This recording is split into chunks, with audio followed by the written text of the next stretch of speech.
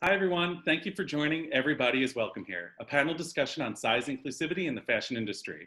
Before we get started, I have a few housekeeping notes. If at any time during this session, feel free to leave a question or comment, or even a technical support concern in the comments box to the right of our video feed. But just remember, these are public so everyone can see what you're typing. All sessions will be recorded and available post-event. And I'd like to have a brief thank you for Mary Kay and Stuart Weitzman, our presenting sponsors. So without further ado, let's introduce our panel. We have Danielle Williams, AK of 11 Honore. Hi, there.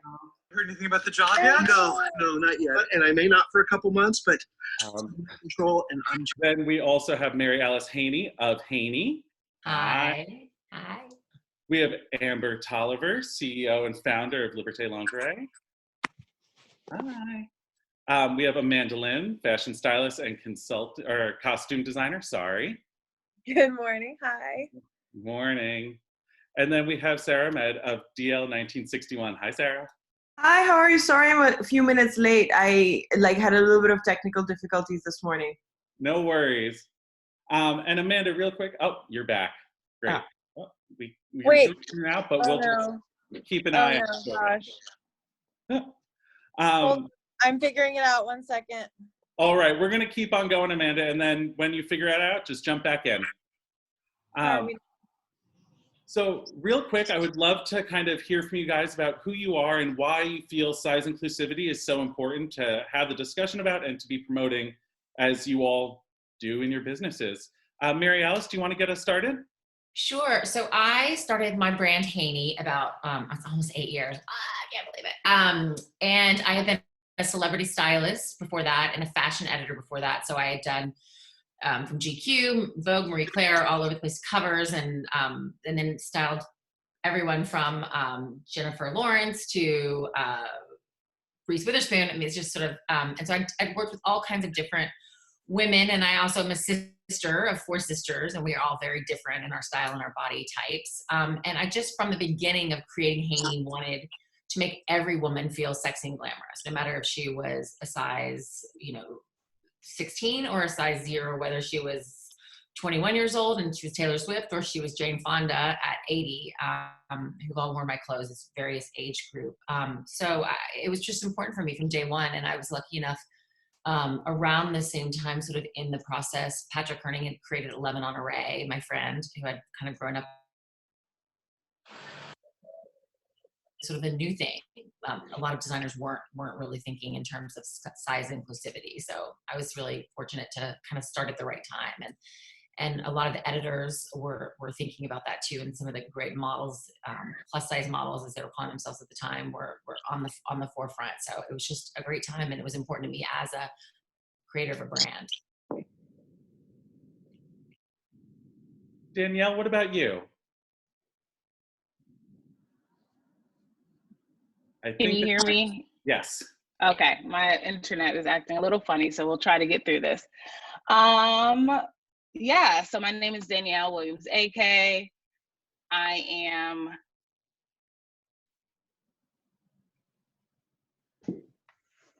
Oh, the internet went out.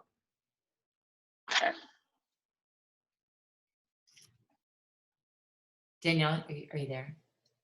Hey, Danielle. Can you hear me better now? Yeah, we can hear you again. Okay. The new age of we're gonna get through this. It's gonna be great. Sarah, why don't we jump onto you while Danielle's figuring out her technical issues? Yeah, absolutely. Thank you so much. Firstly, thank you for having me. It's so great to meet all of you. So I'm Sarah. I'm the CEO of Warp and Weft, which is an under $100 direct-to-consumer, sustainable, affordable, inclusive denim brand for everybody and everybody. I am also the creative director of DL 1961 Premium Denim, which is, one of the top premium denim brands in the US. And that's actually how the story of how I got into size inclusivity even, where it starts. So my family has been manufacturing denim for the past 3 decades. All our brands are vertically integrated, and that gave us this sort of very unique position in the market to have access to all this new technology that came about in terms of like fabrics and fits and functions and so forth, because we manufacture for people on, like we make about like 1 million pairs of jeans every 45 days.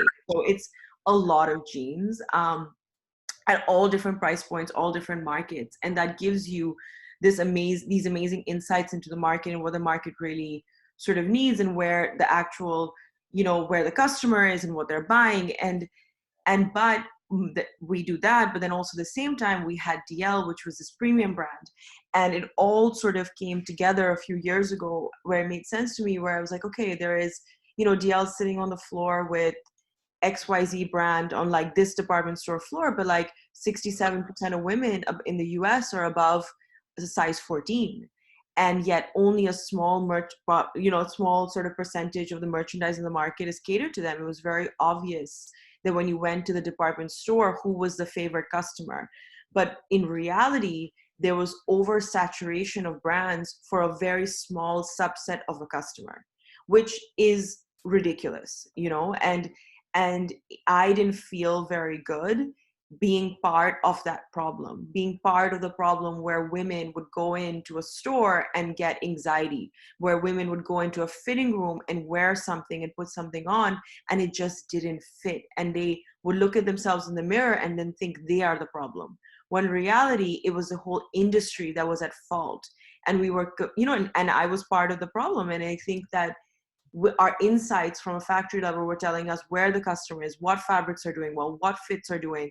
And it all came together into Warp and Weft, where we applied all those insights, all that technology. And because we specialize in only technologically advanced fabrics, which are like high performance and super comfortable and sustainable.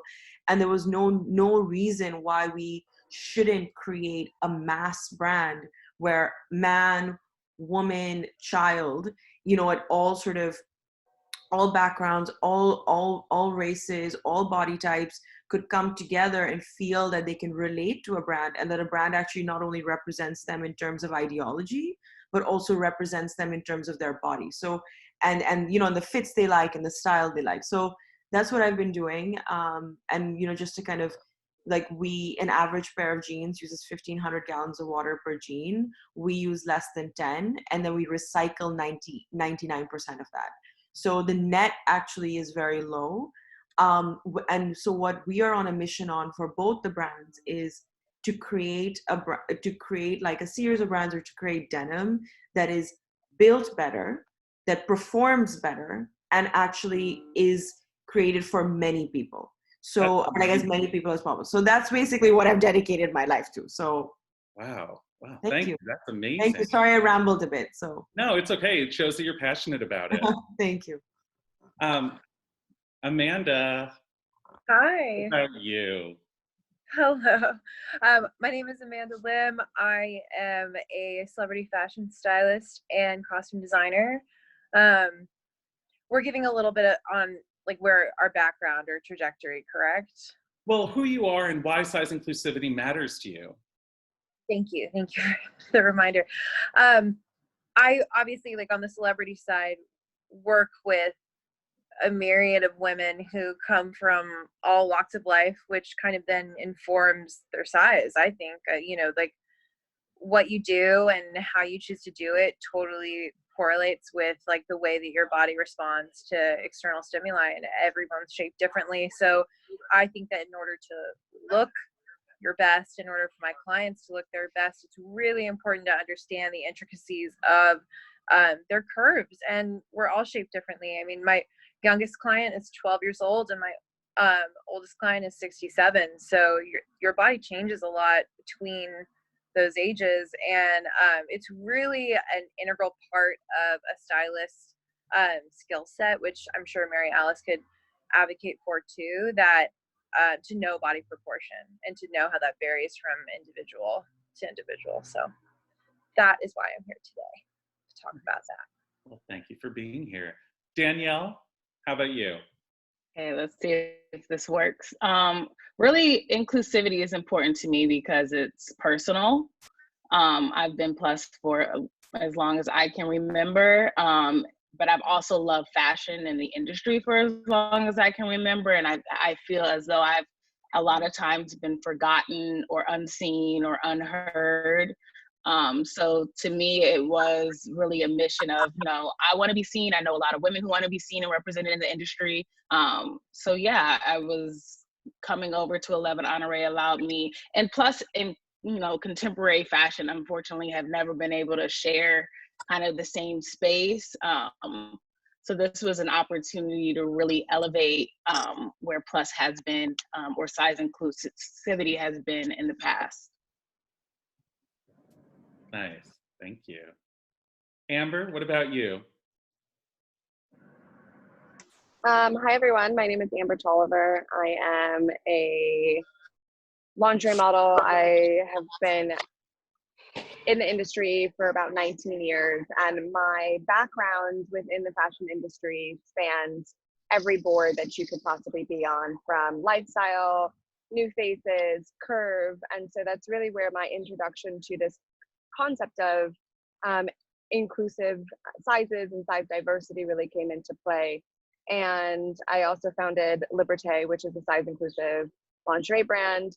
And my goal and my desire through launching Liberté was to really provide beautiful and elegant lingerie to a market that had been forgotten or overlooked for decades. And so for me, it was really important to make sure that we launched with 24 sizes that really bridged a gap between straight size or quote unquote standard sizes and plus size or curve sizes. So we really connect the two ends of the spectrum that find themselves a bit more represented than say those in the middle. And so I really wanted to launch Liberté with an understanding and a goal to provide beautiful lingerie for a vast amount of women with different body types, and not really force them to conform to industry standards. Amazing, thank you. Can someone break down what size inclusive means and the difference between, as you said, curve, or now I know formerly plus? What is the difference? Because to the average consumer and to the people outside of our industry, I think there's a hesitancy to use the wrong term, and that further perpetuates the exclusion of these people from the conversation. Mary Alice, as a designer, can you kind of tell us what size inclusivity means from the design point of view? Well, from the design point of view, again, I can maybe get a little more technical. When you create a dress, you create a pattern and you grade the pattern up, and usually you grade it up to 12. And its size inclusivity means that you're going to bring it up to, as high as you want. Maybe 24 is sort of where we were, but and also another process within the design process is the buying process. So we were sold at Net-a-Porter and Saks and Neiman's and all places like that, and they only really bought up to a size 12 for a really long time. So it's also working with your partners in the industry to.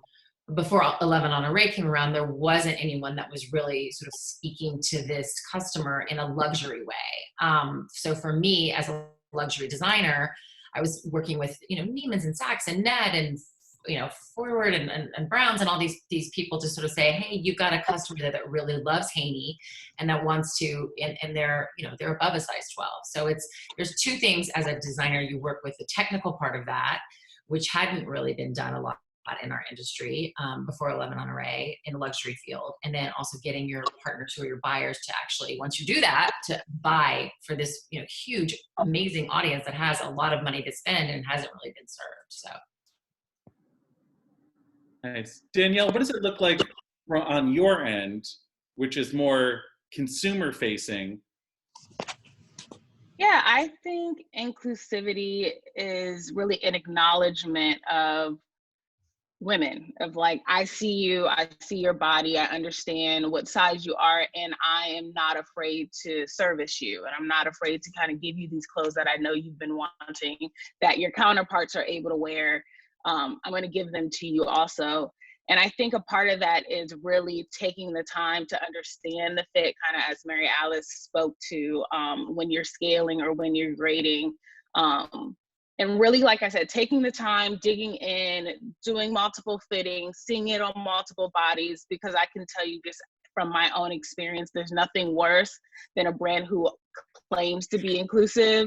Then you try on that size 18 and it fits like a 14, and you're like, but you're not really, you didn't take the time to really make sure it was inclusive, that it fit these extended sizes. And a lot of that has to do with brands kind of grading from a size 6 and just scaling it up, and not really, again, fitting it on a plus size fit model, taking that time to see it on different body shapes. I think inclusivity doesn't just mean the size in terms of numbers, but body types and body shapes as well, because we're not all just hourglass.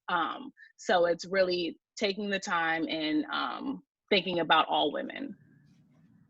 Real quick, can you just speak to what grading means? There's a lot of people outside of the industry who might not understand that term.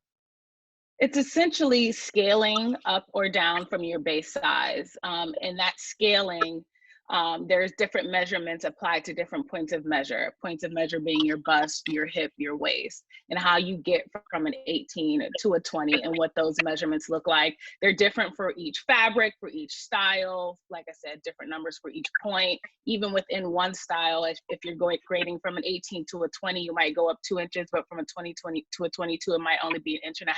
So it gets really technical, and that's again why you have to like take your time, do the exercise to make sure that those numbers are grading just right.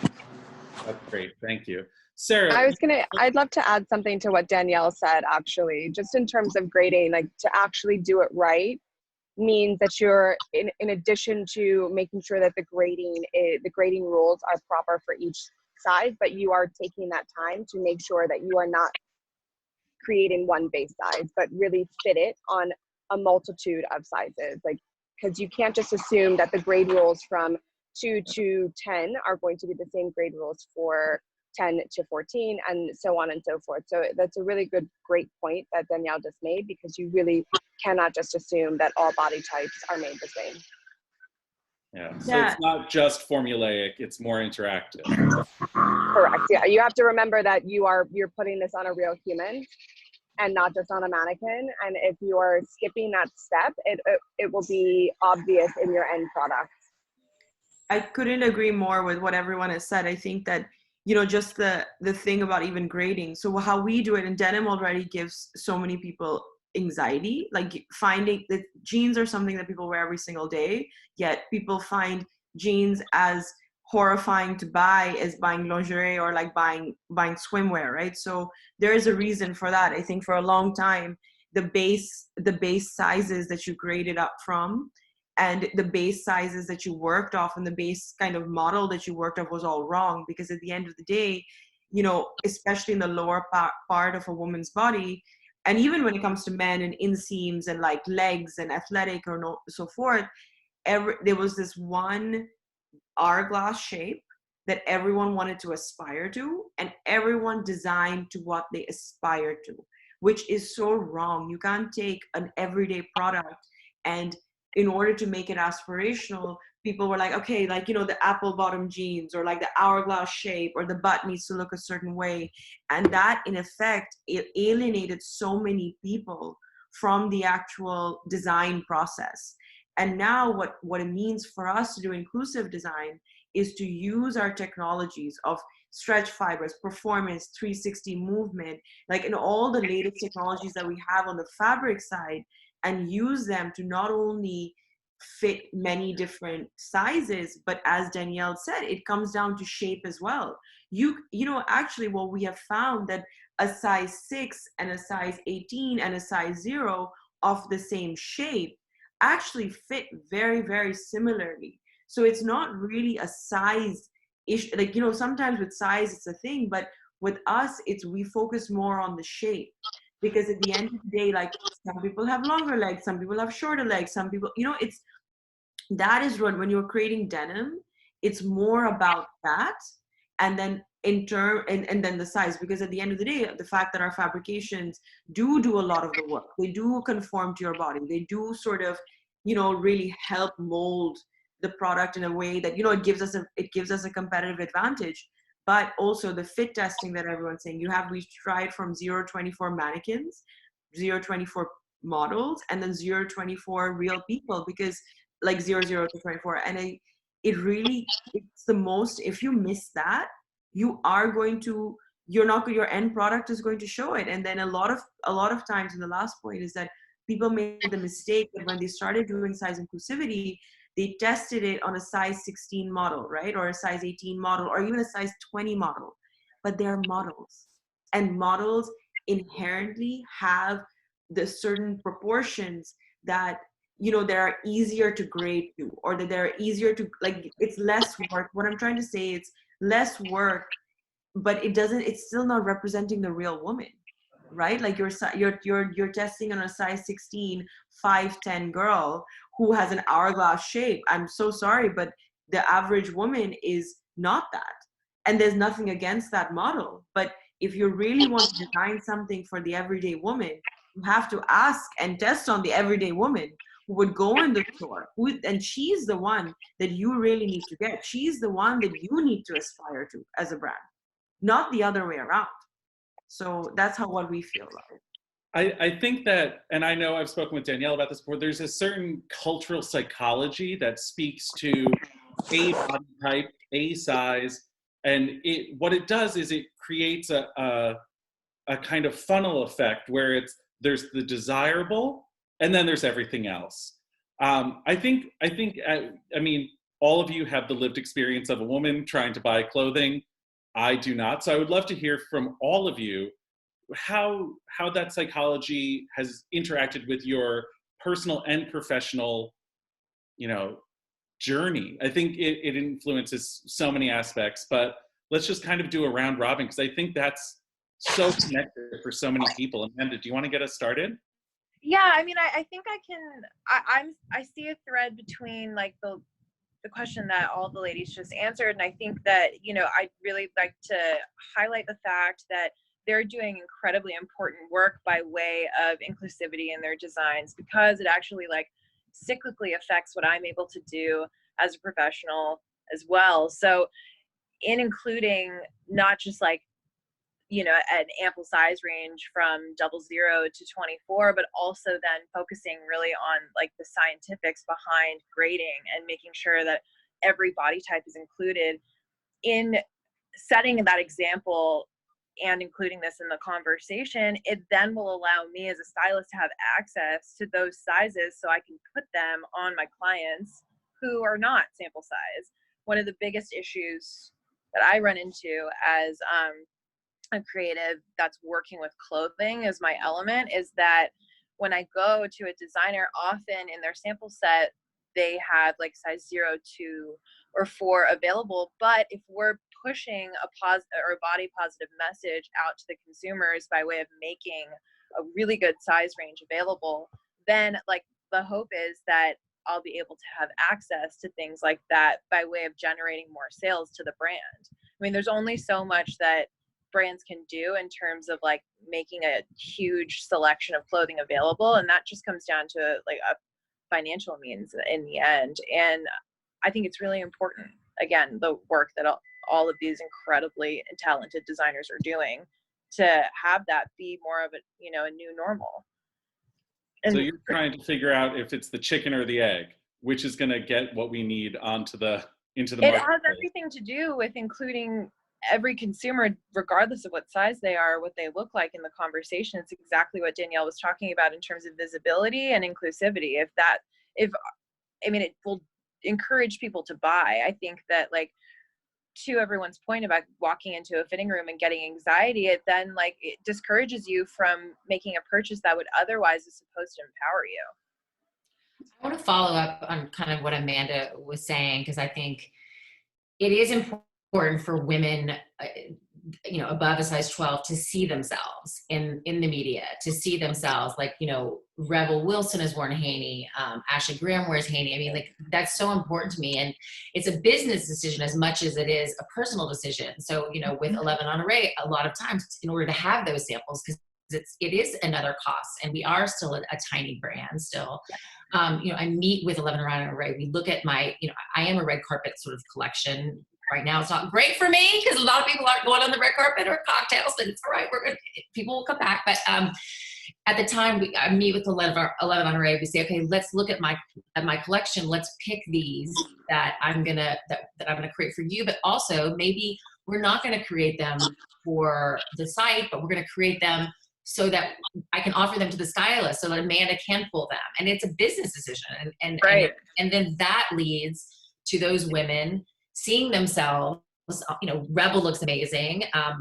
Ashley looks amazing, and then they say, I can wear that. Like, I could wear that sexy dress, and I didn't think I could. But I think that's so important. And every woman at one point has gone into a dressing room, and no matter what size you are, I'm like, oh, I wish, this is a size, I'm a 6 and I had to wear a size 8, or, whatever that is. And just psychologically, it's just every woman should feel sexy and glamorous. And so it's also, it's a personal thing, but it's also a business decision that more designers really should think about, so that Amanda does have the clothes to put on her amazing clients, and that woman in Little Rock, Arkansas, who's got a lot of money because her daddy sold the beer company, can, spend that money, or the woman that doesn't have a lot of money can see herself and find a way to feel that way. Yeah, totally. Amber, I feel like it's particularly overwhelming in the space of lingerie, because it's very intersectional, where it confronts a lot of influences on the existence of being female and what it means to be sexy or perceived as beautiful. And I would love to hear your opinion or your experience with that. So it really is a very unique situation, because to be size inclusive with lingerie is to be even more involved than, say, a normal ready-to-wear brand, right? So bras in particular are essentially architecture at a certain point, right? They're load-bearing objects that need to perform, and they need to serve a purpose. And so, it's a lot more intricate. It's a lot more detail-oriented, just because, I don't ever want to be in a position where I am saying that I'm size inclusive, but our product doesn't fit, or it doesn't support, or it doesn't last.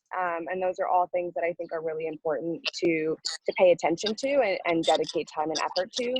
And for me, it very much is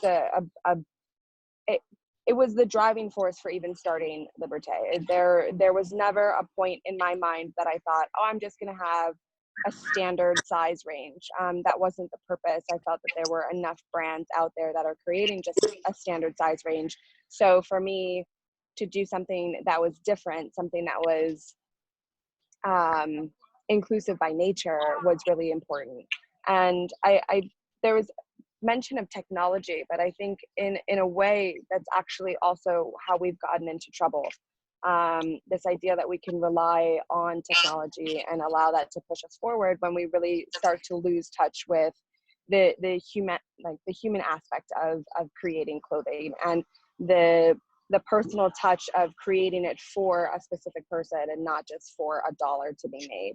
And so for me, I really wanted to make sure that we were focusing on the women that we're serving, and we have 24 sizes right now. We're looking to expand that in the future, but again, it's less about driving home with technology, but really getting back to this sense of heritage with creating clothing and sewing it specifically to women, and creating it for them, as opposed to just wanting to get a quick buck.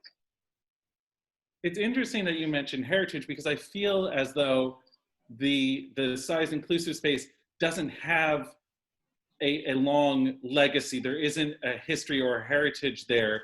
Danielle, as a business, 11 on Array is kind of starting that heritage. What does that look like, and how do you build out the infrastructure for something that hasn't existed? I think we are figuring it out as we go. Like you said, it is kind of uncharted territory, and where 11A Honore started 3 years ago with bringing these brands on and extending their sizes was kind of that first step. And as we launched our first in-house collection, we're kind of, again, trying to like push it forward, move the needle forward. And yeah, I think you just kind of have to, I think you learn as you go, but I think to Amber's point, as long as you keep your customer top of mind, though there may be mistakes along the way, the intention is there, and I think your customer will see that. Yeah, for me, I feel like a lot of brands or designers get in trouble because they have this one woman in mind of like, this is my muse and this is who I design for. But I know for me, what has helped me both at 11 Honore and even in my past is really designing for all women and understanding that I want to dress as many women as possible. So let me meet them where they are. Let me understand their lifestyles. Let me understand the issues that they've had with fit from other brands and really apply those learnings and those call outs. And because some of it is personal too, I've experienced these things too. How can I then apply that to what I'm doing and going forward? So keeping that customer is important. Nice.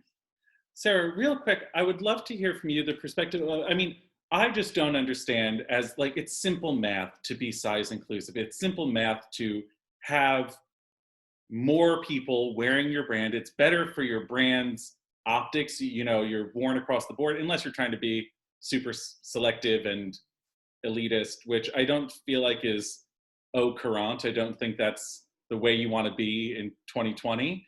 Why would some brands exclude certain sizes? Or why should brands reconsider and be more inclusive? I mean, I can go really like sort of deep on that, but like on sort of the top level, I think societal pressure and an idea of beauty and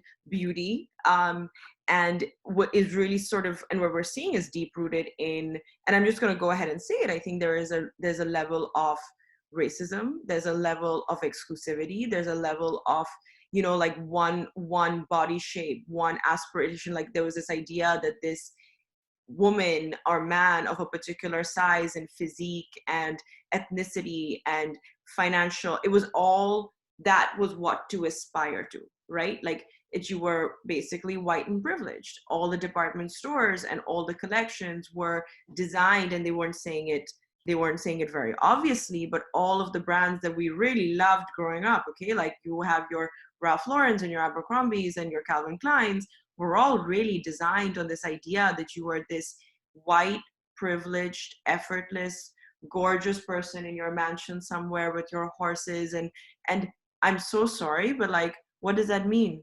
That means that you are, you know, that you're actually ignoring an entire societal, like a societal issue. And I think people are like, oh my God, where did all of this come from now? All these protests and all. I was like, are you kidding me? That like, you've spent decades and generations like conditioning. Yes, the people who are saying, oh, we don't know what's going on, were the ones buying into the lifestyle aimlessly. Like, sorry, like thoughtlessly, right? Like they were buying into it. They were buying into the idea because for all their lives, they saw that image and they're like, oh, this is what the dream is. So anything against the dream is like, oh, we don't want to touch that. And I think that's it's extremely troubling and it's very upsetting. But I think that the fact that size inclusivity and all of the amazing women here I can agree, and we're all in this journey together. You know, we all started, like and I love the humility that everyone is showcasing here. Is that right? Like they're like, listen, we're figuring it out. Every day we're building our heritage. Every day we're building who we are. And I think that is something that's actually really a good foundation. And now when we're talking about, okay, there's a reason why that, you know, there was exclusion in race, there was exclusion in size, there was exclusion in so many different things.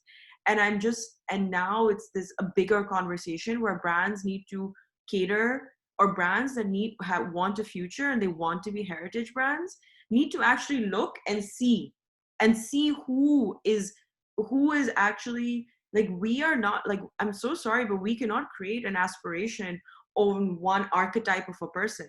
That is like, I said something, it's very unrelated, but I said something yesterday and it was like, someone was asking me, and I've been married and divorced and all this kind of when I was very young. And, you know, you feel a lot of societal pressure to get married, right? Like as a woman. And I said something to someone yesterday and I was like, yeah, like everyone's really after my life to get married these days. And they want me to subscribe to a convention that has less than 50% of a success rate. And as a businesswoman, I'm so sorry. I would not even invest in that kind of proposition. And so why would I, in my wildest dreams, right? Like really, why would we as business women forget the whole thing of us in the fitting room and, you know, you talk your initial question of how we got here and what is emotional connection. Yeah, it all sucked. We all went to the fitting room and it sucked. But at the end of the day, it sucked. We got out of there. We created our companies. We started working. We started, you know, we started working with clients and styling and all this kind of stuff. We're business people. As business people, we want longevity. As business people, not women, not size, not this. Like that is, and as business people, the best, why do you create businesses? Because you want to create products that resonate with people, right? You have as a woman, you have different aspects of your life. I know it's so sad we don't have red carpet events anymore. I really love Haney. I just want to put coming back. It's coming back. It's like, no, if we're gonna do a Zoom one, we're gonna bring it back. We're gonna do a Zoom red carpet. We'll do a Zoom red carpet. And no, but the idea is like you get dressed in the morning, you put on your underwear. That's your first step.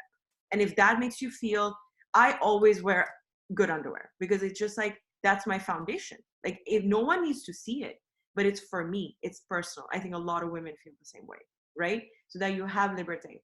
Then you put on your jeans. Your jeans need to work for you. I'm so sorry. Like if you feel amazing and they're your armor and you walk out the door, anything's possible, right? Then when you go out at night, or even sometimes you just want to chill and drink a glass of wine, you put on a beautiful slip dress by like Haney.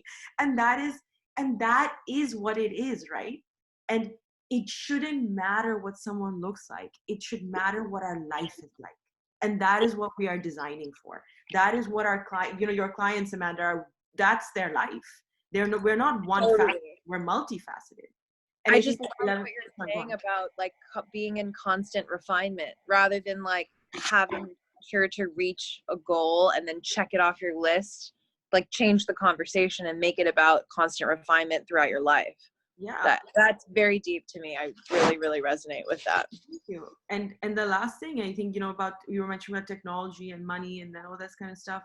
Sorry, Amber, and I agree with you, right? It's not about, as entrepreneurs, we're not looking to make money. Like that's why we can sit here in a pandemic and actually be positive, and although our sales are down and everything is like, but we're just like, no, we're not doing this for the money. Well, yeah, you stay connected to your why, right? You stay connected to the reason that drives you to have started your business in the first place. But that's even more so why we're able to extend the sizes, because we're not here to do it just for what makes sense in our brains. We're here to serve a collective of women that desire to wake up and put on something beautiful and feel great about who they are, and that's who we're here to serve. Exactly. And that's the purpose of it. We're not, you know, we're not like, oh well, how quickly can we get the next collection out and how quickly can we sell it, and who cares if we're not serving women, we're serving our bank account. And I think that is an archaic way of operating a business, and I think that many people will find themselves out of business if they're not smart enough to be connecting with the people that support them. I mean, the best news, right? I mean, it's horrible because I hate businesses going down, but what you just said, right? Like Amber, like, which is your bottom line. Those people who are so concerned with their bottom line, I'm so sorry, but their businesses are going out of business right now because they were not focused on connected with their customer, right? They were focused on connected to, there was like some guy sitting in Ohio, we know which lingerie brand we're talking about, which was like, let's objectify women and give them, and let's make a whole generation of women insecure and make them buy our undergarments, but let's not design it for them. But not at all. Design it for them, but let's not tell them we're designing it for them. That was their whole thing. They would design an inclusive collection, but it would be, oh no, but we don't show that. It's like, yeah, your sales right. are They not only did not show it, they also put no care into creating it. Like anyone that has tried on one of their size inclusive sizes understands that it was not done out of care or interest or have any intention behind it other than, oh, well, this is a thing now, so we got to get on the bandwagon. And it's like, this is not a thing. Human beings have come in all shapes and sizes for all of eternity. This is not a fad. I don't know if you noticed this, but like, this is not a fad. Like go to a museum. Yes, exactly. But I also think most people don't realize that it isn't something that just happens in design. You know, it is something that, you know, like we've been talking about this. Sometimes the conversation is, oh, why doesn't everybody do it? It's so easy. Just go up to a size 26. Well, that's not how it happens. You know, it takes, you know, you have to have different fit models. You have to try to different body shapes. You have to, the grading is different. The costing, you know, it needs to be the same, but it is different with the fabrics and, you know, all of that.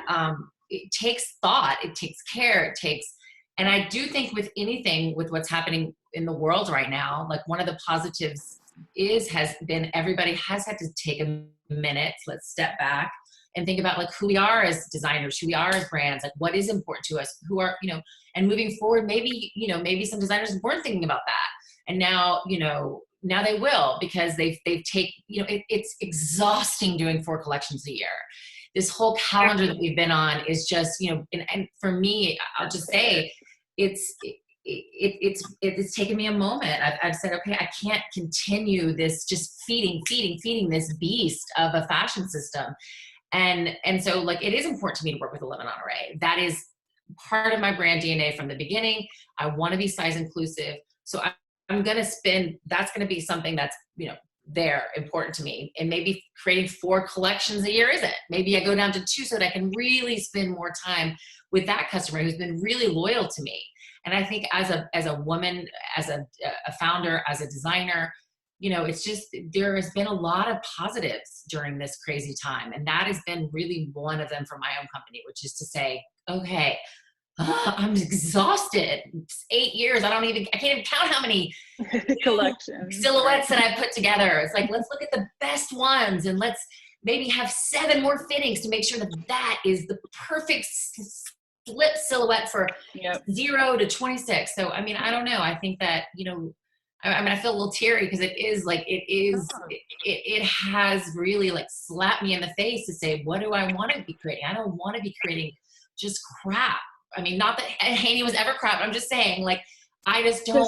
Stuff for the sake of stuff, right? Not for the sake of stuff. Like, yeah, exactly. There's so much stuff, and there's so many women that are still underserved, and you know, everything that's happened in the last 3 months, and the protests and all that. It's like people are not being heard, and we as a world, as women with power, and we are women with power, if we own our own companies and we were lucky enough to have a dream and start it, we've got to be more responsible in every way. And I love listening to all of you. You're all so inspiring to me because we are trying, you know, and even being size inclusive is a huge thing because so many women are not feeling heard and not being seen.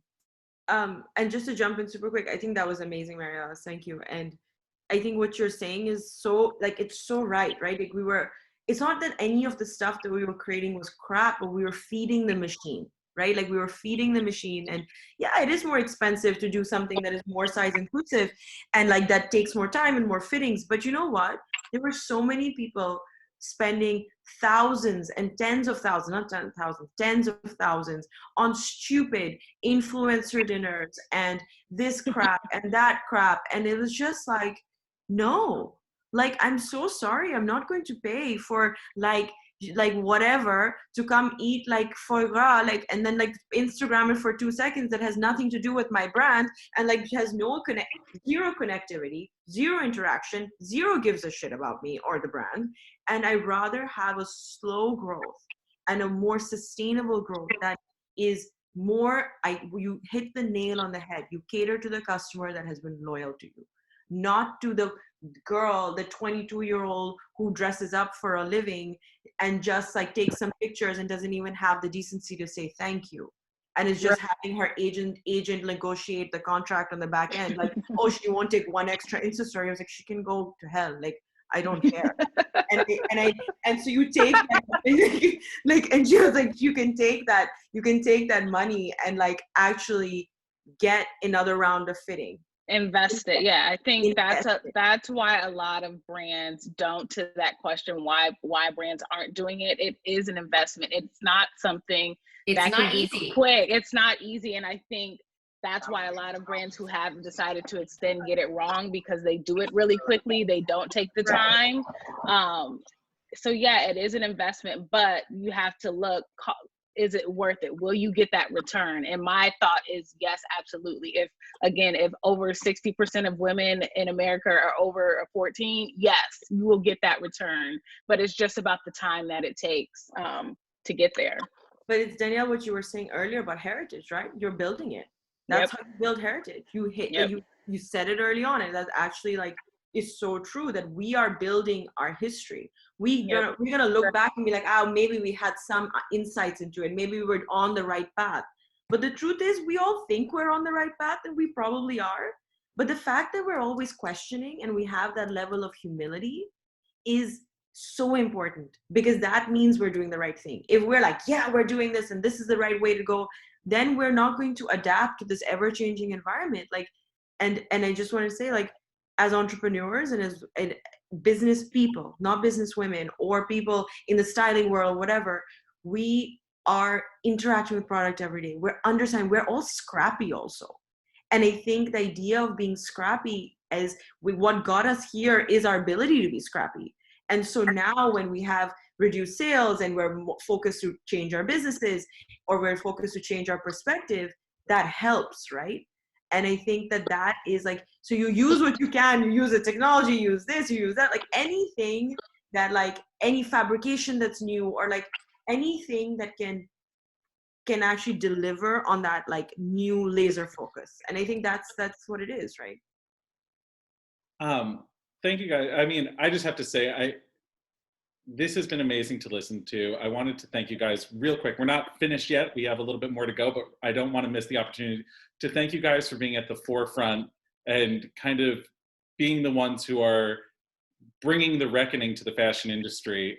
You know, I think it's really important that it comes from the people who see it. I can be told, but I haven't experienced it. So if I see what you guys are doing, I'm able to stand behind you and support you in any way I can. And I feel like that's really important. And I just wanted to thank you guys for doing that. Thank you. You know, just personally. One thing that I'm really interested in is, how can we as consumers, and how can consumers push companies to be more inclusive and push companies to be more representative of who they are? What is the step that we can take to use our dollar as power? You know, I think that's one thing that we've all said. Companies do listen to that. And it's companies who might not be on the right path will get there quick if they think they're going to lose money. So how can we use that to our advantage? Danielle? I think what I know, and again, just from my experience in the plus industry, is plus women, or women who in extended size. Sorry, I still use the term plus. I don't know, it's just a part of me. But they're very vocal. Like, they will let you know when they are unhappy, when something doesn't fit, when they don't feel seen, when the models are too skinny. Like, they will lay it all out there for you. And give you their opinion. So I don't think it's a lack of not hearing it. I think from the women who feel underserved. So I definitely think in this term of allyship has come up a lot in the past couple of months in regards to race. But I think that there is also an allyship in terms of like this consumer allyship of, you know what, you're not here representing my friend or my cousin or my daughter. Like, I need to be able to shop in the same place with my daughter or my friend or my sister, whoever it might be. So really kind of sounding the alarm of like, I'm not going to spend my dollar here if you aren't concerned with every woman's dollar. Like, it has to be this kind of group collective. As women, like, it's time to come together. We come together on a lot of issues, but this should be one of them. And while I know fashion kind of seems like it's just clothes make you feel some type of way. And if we can come together and really make everybody feel good when they put on that dress, because I want to wear that dress from that designer too, let's, use our voices for that reason. Thanks. Amanda, what do you think is a way that consumers can push back against these outdated business ideologies? Beyond the being thoughtful with where you're actually putting your money, so like not taking out your wallet unless you feel 100% connected with the brand messaging that you're interacting with. I think it's also really important to, as Danielle was highlighting very eloquently, I like always refer back to her because I think she is so well spoken. It's very inspiring. But to really advocate for yourself. And I know that against messaging, through advertisements and all of that we've seen in the past that have portrayed a very specific body type, it can be intimidating for women who don't look that way to really speak up for themselves. But that's why it's so important to gather together in conversations like this, where you have women like Mary Alice, like Danielle, like Sarah, and all the women on this panel who are providing that space for the conversation to really flow. And it has everything to do with like what your goals are as a brand and also as a consumer. And so if there, for example, is something that you see on Aritzia, like a slip dress that you think might look really nice on you, but the model who's wearing it is 5'9" and wearing a size 0, I think that it's really important to take the extra 60 seconds and send that email into their customer service hotline and say, hey, like, I'm, 5'4" and a size 8, and like, how is this going to fit me? Ask the questions, put the brands on the spot. That's what they're there for. It's their profession, and they should be able to adequately answer those questions. So for me, it's all a question of advocacy. Now, it's obviously easier said than done, and you have to be like in a group of people, of friends and family who encourage you or empower you to be able to speak up for yourself. But I think that that's also done by way of setting an example. Amber, do you have any insight? I mean, I think what everyone already is saying is spot on. I think that, as a consumer, or at least like through the consumer eye, we have to spend wisely, right? Like, we put our dollars behind something with intention, not just through convenience, right? So a lot of times big brands will be a little more accessible. It's more convenient. They've got overnight shipping. It's free, whatever. But I think it's really important to spend with intention and to, not only call out the brands, but call out the people in your life, like the people that you are closest with, who, maybe say that they want to, have a connection with brands more, but then do the opposite when it comes to shopping. So I think it's really important to make sure that people are shopping and spending with intention. That's awesome. Mary Alice, do you have anything else to add, or?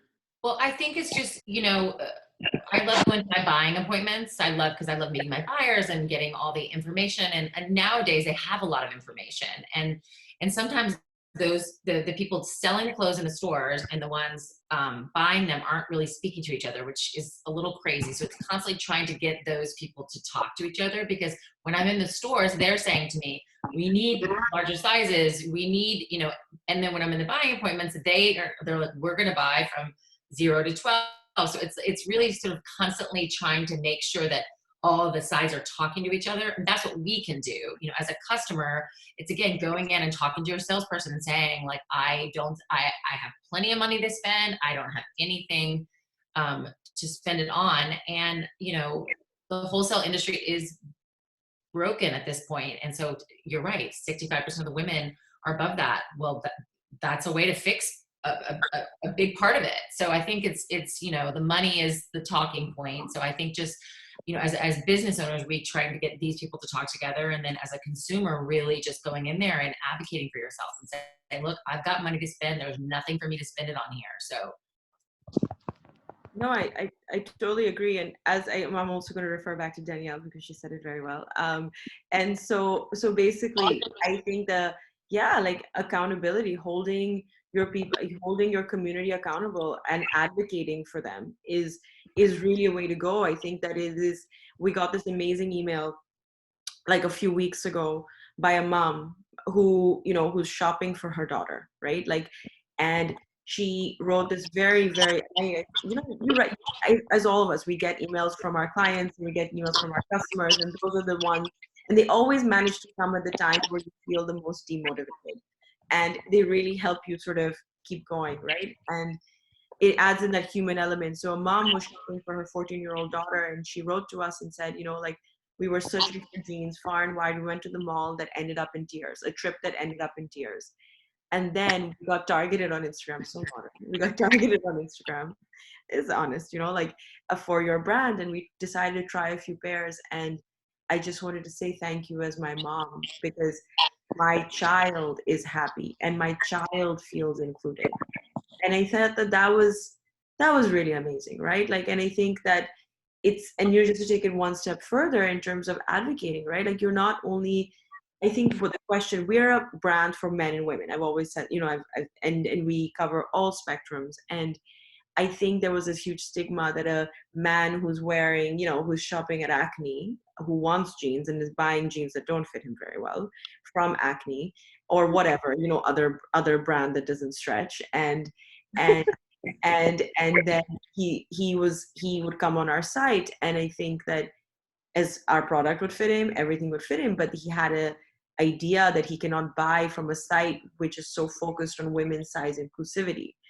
And I think that is ridiculous. The amount of people who have asked me this question, okay, the cool guy is not going to buy because you have size inclusivity in women on your site. Listen, I'm a very blunt person. I'm telling you the honest things that. No. And it's like, and so the idea that we need to tell the guys in our life and around us, get over yourselves. Like, you just said a mouthful there, sister. Unpacking toxic masculinity is going to take more than a pair of jeans, but. I don't know. I think she's onto something. Yeah. But it's like convincing. Thank you. But it's this idea that why do we need to stay in the archetype, right? Like, why do we need to stay in the archetype of what is cool, what is not cool? Why does a size inclusive woman make you, like, seeing size inclusivity in a women's collection kind of stop you from making jeans that actually fit you and will actually work for you? Like, this idea that we need to step out of this very focused, branded, this brand represents me because it's cool and this and that and all this kind of stuff, to what actually suits us and suits our body and actually matches with our ideology. So those are the brands to sort of invest with for the future. So I think that all the women here today are very much on the same thing as when I said it. And I don't want to be the voice of the group. Like, I think we've all experienced this as well. So. Well, we're reaching the end of our panel. And again, I want to thank you guys for participating, and I want to thank you guys for the work that you're doing to change our industry for the better. If anyone has any final comments they think that we maybe missed or that are important to be said, we've got another 20 seconds. So speak quick. Anyone? No? All right. Well, Danielle. Thank you so much. Amanda, Thank you. Alice, it's been so wonderful speaking with you guys. Thank you for being part of Glam Hive. Thank you so much. Thank you. Of course. We really appreciate it. Thank you, Jack. Yes. And good luck, everyone. I know. Everybody stay Likewise. safe and Good healthy. luck. Yeah. All right. Thank you all for joining us today, and you will have 5 minutes to transition before entering your next session. Enjoy. Thanks. Thanks. Bye. Bye.